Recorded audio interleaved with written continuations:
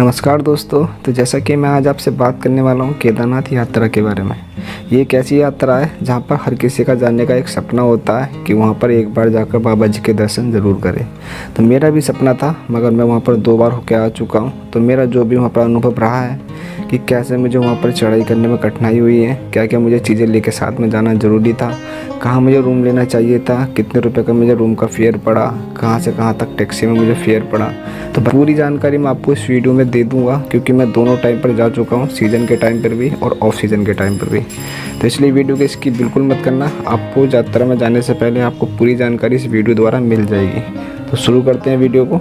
तो यात्रा की शुरुआत हम करते हैं हरिद्वार से, क्योंकि हरिद्वार एक ऐसा स्टेशन है जो सभी स्टेशनों से जुड़ा हुआ है। तो आप हरिद्वार तक आसानी से पहुंच जाओगे, चाहे आप प्राइवेट वाहन से आ रहे हो, चाहे आप बस से आ रहे हो या ट्रेन से आ रहे हो। ठीक है, तो पहले मैं प्राइवेट वाहन का बता देता हूँ। प्राइवेट वाहन से अगर आप आ रहे हो या अपने वाहन से आप आ रहे हो, तो आपको मेरे हिसाब से हरिद्वार में अंदर एंटर करने की ज़रूरत नहीं है। आप चंडी घाट से जो पीछे को रास्ता जाता है ऋषिकेश शॉर्टकट बाईपास, आप उस रास्ते से चंडी घाट से पीछे से चले जाइए। आपको हरिद्वार में जाम में आने की ज़रूरत नहीं पड़ेगी। आप वहाँ से शॉर्टकट से बिना जाम के आगे निकल जाओगे। ठीक है, बाकी अगर आप बस से आ रहे हो, ट्रेन से आ रहे हो, तो आप स्टेशन पर उतरोगे।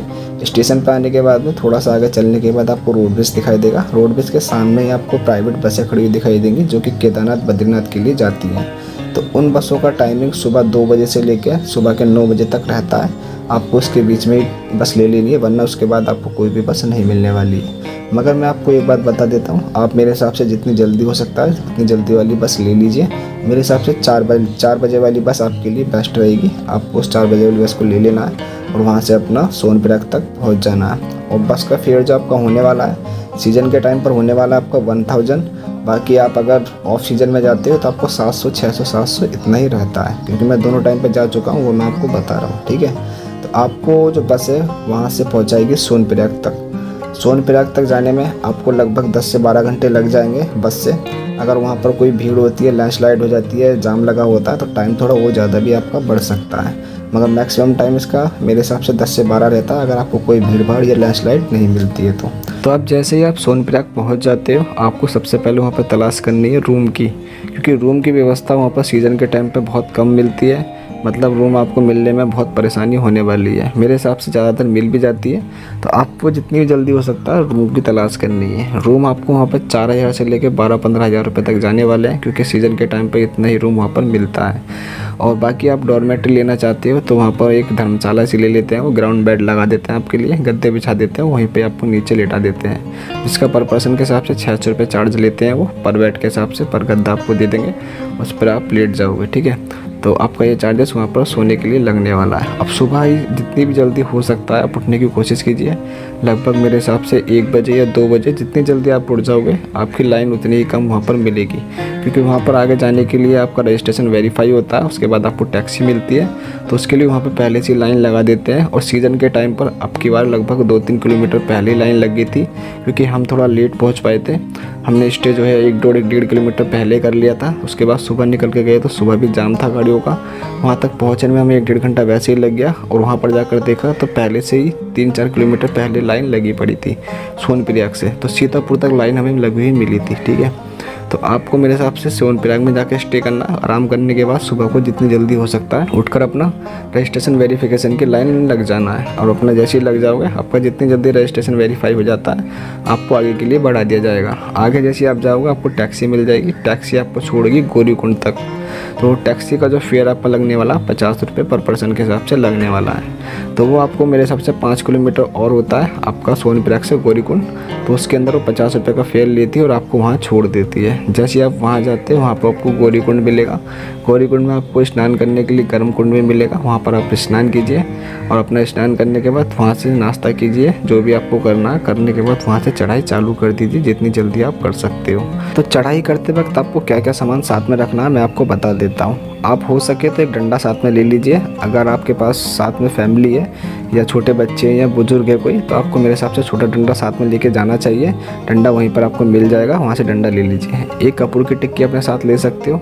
बैग जितना हल्का हो सकता है उतना हल्का ले जाने की कोशिश करना। बस एक आध चिप्स के पैकेट डाल लेना, जो भी डालना है। क्योंकि खाना ऊपर जितना ऊपर जाओगे आप उतना ही महंगा मिलने वाला है। और स्वाद खाने में किसी में आपको मिलने वाला नहीं है, क्योंकि जितना ऊपर जाओगे महंगाई उतनी बढ़ेगी और खाने में स्वाद आपको बिल्कुल भी नहीं मिलेगा। ठीक है, बाकी आपके जो जूते होते हैं अगर वाटर प्रूफ है तो अच्छी बात है, वाटर प्रूफ नहीं है तो नीचे आपको पॉलीथीन मिल जाती है पूरा जूता ढकने के लिए, और जूते के अंदर एक प्लास्टिक का कवर मिल जाता है, वो भी आप ले सकते हो लेना चाहो तो, क्योंकि ऊपर चढ़ने के बाद जैसी बरसात चालू होती है उस टाइम पर जूते में आपके पानी घुस जाता है और आपके पैरों में गलन सी होने लगती है।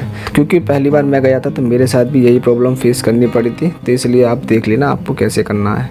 बाकी आप चढ़ाई करते रहिए, रास्ते में आपको बहुत सारे झरने भी दिखाई देंगे। अगर आप बोतल साथ में लेके जा रहे हो तो एक बार बोतल आप ले सकते हो, और खाली आपके पास है तो झरनों से भर के आप पीते हुए सीधे चलते रहिए। बाकी आप अगर लेना चाहते हो तो एक बोतल ख़रीद लीजिए, उसे पीने के बाद बाकी आगे झरने से भर भर के आप बोतल से पानी पीते रहिए, क्योंकि बोतल भी यहाँ पर आपको बहुत महंगी मिलने वाली है। मंदिर पे जाकर 70 रुपये की बोतल पड़ती है। जैसे ही आप ऊपर जाते रहोगे आपको बोतल का रेट बढ़ता हुआ मिलता रहेगा पानी का, ठीक है। तो ऐसे ख़रीदने की ज़रूरत नहीं है, मेरे हिसाब से जो नेचुरल सोर्स आता है पानी का आप उससे फिल कीजिए बोतल और अपना पीकर चलते रहिए। तो 10 से 12 घंटे के अंदर आपकी जो भी 22 किलोमीटर की चढ़ाई है आप उसे पूरा कर लोगे। जैसे ही आप मंदिर पे पहुंचते हो तो मेरे हिसाब से सीज़न के टाइम पर जब आप पहुंचते हो तो मंदिर से 1 किलोमीटर पहले ही आप मेरे हिसाब से स्टे कर लीजिए। वहां पर आपको रूम मिल जाएंगे और सस्ते भी मिल जाएंगे और आसानी से भी मिल जाएंगे। अगर आप सोचते हो कि मंदिर पर जाने के बाद मैं कोई रूम देखता हूँ या कोई डॉर्मेट्री देखता हूँ तो वहाँ पर बहुत मुश्किल से आपको रूम मिलने वाला है, क्योंकि जब मैं पहली बार गया था तो वहाँ पर जाने के बाद मुझे मंदिर पर कोई भी रूम नहीं मिल पाया था, ना ही डॉर्मेट्री मिल पाई थी। मुझे 1 किलोमीटर पहले ही आना पड़ा था, उसके बाद मुझे रूम मिला था, ठीक है। तो ऐसे ही मैंने अब की बार जब गया था तो मुझे करना पड़ा, मैंने 1 किलोमीटर पहले ही फिर रूम ले लिया और वहाँ पे हमने रूम लेके अपने फ्रेंड के साथ वहीं रुके। उसके बाद सुबह को हम सुबह उठते हैं 1:30 बजे और अपना वहाँ से निकल जाते हैं। 1:30-2 बजे करीब हम निकल जाते हैं। उसके बाद हम सीधे मंदिर पहुँच जाते हैं 3 बजे तक, जिससे कि हमारे सामने बस 100-150 लोग आगे लगे हुए थे। तो हमने वहाँ पर लाइन में लग के हमारे दर्शन हो गए थे, लगभग 5:30-6 बजे करीब हमारे बाबा जी के दर्शन हो गए थे। बाकी आप जितना लेट करोगे सुबह निकलने में, लगभग आप 4 या 6 बजे आते हैं तो आपको बहुत लंबी लाइन मिलने वाली है। तो इसलिए मेरे हिसाब से जितनी जल्दी हो सके सुबह सुबह आप निकलिए और जाकर मंदिर पर पहुँच जाइए और अपना वहाँ पर लाइन में लग कर बाबा जी के दर्शन कर लीजिए। मगर वहाँ पर जो दर्शन की व्यवस्था है मैं आपको बता देता हूँ, बहुत ख़राब कर रखी है केदारनाथ मंदिर पर।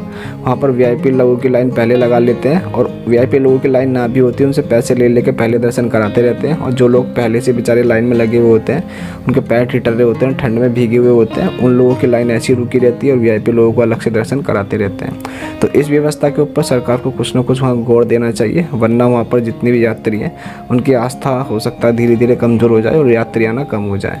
तो मेरे हिसाब से इस चीज़ पर गौर देना चाहिए सरकार को। तो बाकी आप जैसे ही वहाँ पर दर्शन कर लेते हो उसके बाद वहाँ पर घूमिए। अगर आप एक दिन का और स्टे वहाँ पर करना चाहते हैं, रुकना चाहते हैं पूरे दिन, तो आपकी इच्छा है। और वहाँ पर अगर और कहीं घूमना चाहते हो तो मेरे हिसाब से आप भैरवनाथ मंदिर पर चले जाइए, वहाँ पर दर्शन करके आ सकते हो। या और आप एडवेंचर करना चाहते हो तो वहाँ पर वासुकी ताल है, उसका 1 दिन का ट्रैक होता है, वो भी आप कर सकते हो। तो अब बात करते हैं आप केदारनाथ में अगर एक रात का स्टे कर रहे हो टेम्पल पर जाकर, तो वहाँ पर आपको रूम का चार्जेस क्या पड़ने वाला है, डॉर्मेट्री का क्या पड़ने वाला है। फिलहाल हम तो 1 किलोमीटर पहले रुके थे टेंट में, तो उसका भी चार्ज मैं अभी आपको आगे बताऊँगा। तो हम अभी बता देते हैं मंदिर का। तो मंदिर पर जब आप रूम लेते हो तो वहाँ पर मंदिर का रूम जो है 6 से लेकर 20,000 रुपये तक आपका जाने वाला है। और कभी कभी और इससे ज़्यादा भी रेट बढ़ जाता है, क्योंकि जब स्नोफॉल होता है या बारिश होती है तो उसके रेट वो और ज़्यादा बढ़ा देते हैं। उससे 1 रुपया भी वो कम नहीं करते हैं, क्योंकि यात्री होते हैं बहुत ज़्यादा और रूम की व्यवस्था वहाँ पर कम होती है। डॉर्मेट्री आपको जो 1,000 रुपये पर पर्सन के हिसाब से वहाँ पर मिलने वाली है, मगर वो पहले से ऑनलाइन बुक होती है। अगर आप ऑनलाइन बुक करना चाहते हो तो आपको मेरे हिसाब से 2 महीने पहले ऑनलाइन बुक करना पड़ेगा, तो आपको वहाँ पर अपनी डॉर्मेट्री या कुछ भी बुक करते हो तो आपको मिल जाएगी। बाकी आप हाथों हाथ ऐसे ही जा रहे हो तो आपको रूम की व्यवस्था बहुत मुश्किल से मिलेगी। तो हमने जो 1 किलोमीटर पहले लिया था उसके अंदर टेंट में जो व्यवस्था की थी वो हमें 2500 रुपये में मिल गई थी और हम 5 जने थे, तो हमें बहुत सस्ता पड़ गया था। तो टेंट आप 1 किलोमीटर पहले ले सकते हो, आसानी से आपको मिल जाएगा और अपना आराम से रह भी लोगे, ठीक है। तो अगले दिन बाबा जी के दर्शन के बाद, भैरव बाबा जी के दर्शन के बाद सीधा उतर के आ जाइए। उतरने में आपको लगभग 6 से 7 घंटे लगेंगे, क्योंकि उतरने में ज़्यादा टाइम नहीं लगता है। गौरीकुंड में जैसे आते हो आप वहाँ पे खाना वाना खाइए और अपना टैक्सी की लाइन वहाँ से भी आपको आते वक्त मिलेगी। वहाँ पर इतनी लाइन नहीं होती है, मगर फिर भी आपको लाइन मिलेगी और वो लाइन आपको भारी लगेगी, क्योंकि आप थके हुए वैसे ही होगे, तो आपको लाइन में खड़ा होना बड़ा मुश्किल उस टाइम पर पड़ेगा। तो वहाँ पर लाइन में लग के आपको टैक्सी मिलेगी, वो आपको सोनप्रयाग तक छोड़ेगी।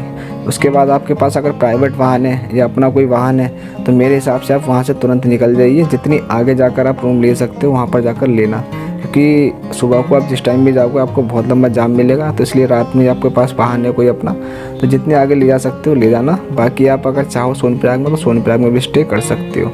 बाकी जो भाई मेरे बस से आए होंगे उन्हें वहीं स्टे करना पड़ेगा सोनप्रयाग में। तो सोनप्रयाग में अपने रात रुकिए, वहाँ पर आपको फिर वही 500-600 रुपये का अपना ग्राउंड बेड ले सकते हो। रूम लेना चाहो रूम ले सकते हो। तो प्राइवेट वैन वाले हैं तो मेरे हिसाब से आगे निकल जाइए, आगे आपको रूम आसानी से मिल जाएंगे और आपको सस्ते भी मिल जाएंगे। तो सुबह को वहाँ से अपना निकलिए और अपना प्राइवेट वाहन से हो तो सीधा घर पहुँच जाइए। बाकी अब बस से हो तो बस आपको 9 बजे तक मिल जाएगी। 9 से पहले बस लेने की कोशिश कीजिए। सुबह उठने के बाद अपनी बस देखिए कहाँ लगी हुई है, वहाँ से बैठ के अपना सीधा हरिद्वार निकल जाइए। ठीक है, तो यही यात्रा की सारी संपूर्ण जानकारी थी। अगर आपको जानकारी अच्छी लगी हो तो वीडियो को लाइक कर देना।